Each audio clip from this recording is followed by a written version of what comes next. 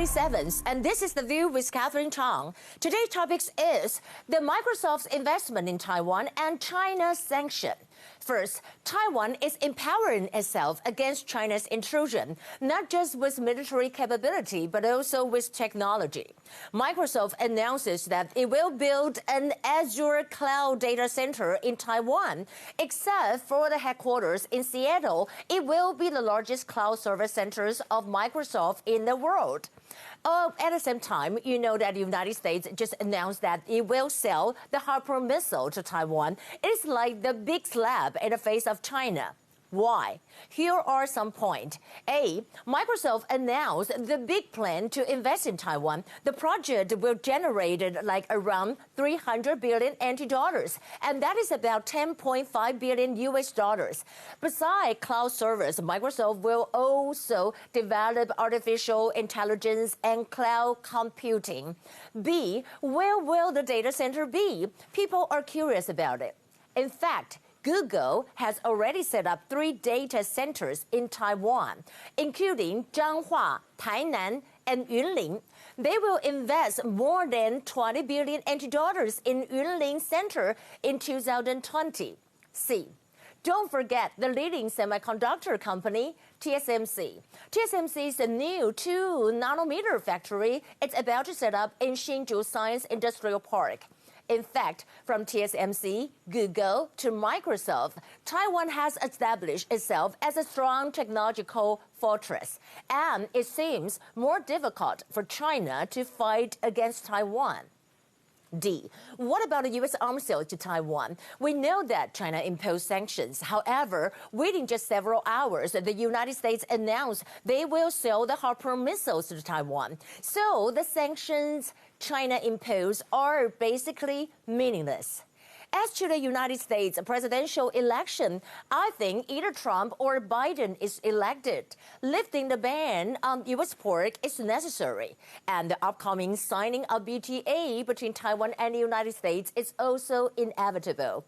I'm very surprised that the U.S. presidential election would involve with drugs, pornography, and we're talking about the Chinese dry share trading.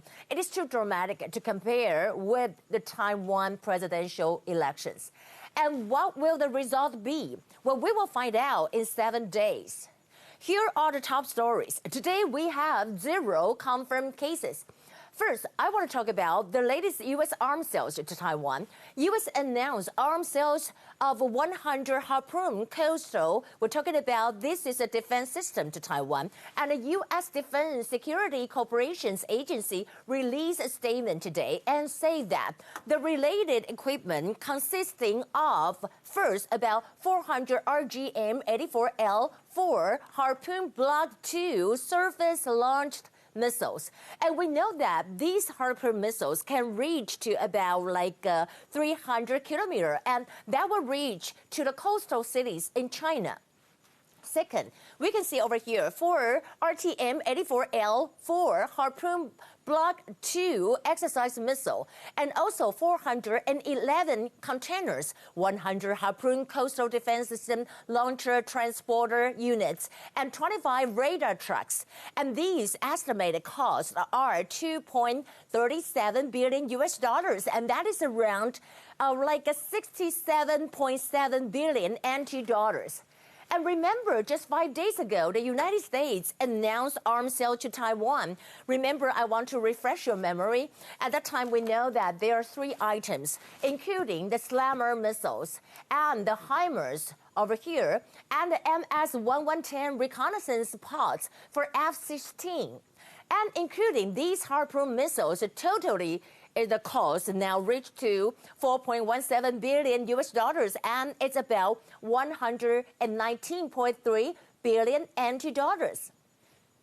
Taiwan presidential office, kind of expressed appreciations to the U.S. presidential office. And spokesperson Zhang Junhan said in a press conference that this sale once again constitutes concrete actions by the U.S. government to fulfill its security commitments under the Sixth Assurance of Taiwan, and also demonstrate that the U.S. government considers assisting Taiwan to strengthen out the self-defense capabilities.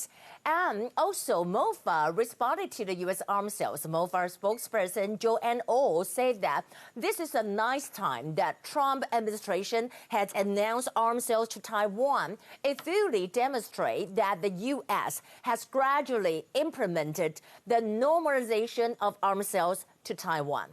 As to President Tsai encouraged students at the Taiwan Police College 75th anniversary. She said to the police, firemen, and coastal guardian that Taiwan government will always back you up. There's something that I wanted to talk about it is that President Tsai and TSMC founder Morris Chang were in Hsinchu together. And since we know that the APEC summit will be held on November 20th, whether President Tsai will attend the online meeting or not, or Morris Chang will represent President Tsai to attend the meeting. Well, this is one of the focus. We can see that two of them together in Hsinchu. Well, let's go back to the U.S. arms sales. Taiwan Ministry of National Defense said the arms sales satisfy the military strategy and defense needs. It treated that the foreign ministry sales approved by the U.S. State Department is already on the procedure of Congress notification. We express our appreciation to the U.S. for helping to strengthen our defense capabilities in accordance with Taiwan Relations Act and Sixth Assurance. However, China counterback with sanctions. And we can see that China Foreign Ministry spokesperson Zhao Lijian said that.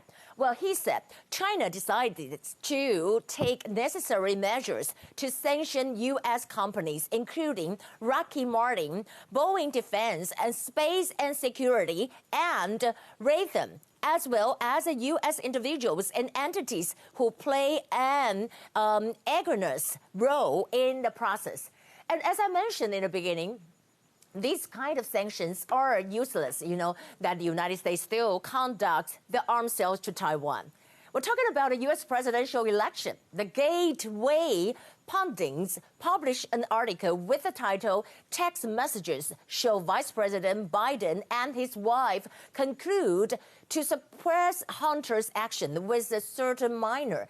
And it said in a text message that Hunter shares that with his mother, Jim Biden, kind of, propagate the claims that the Hunter is sexually inappropriate and also around the children. And Vice President Joe Biden is aware as well.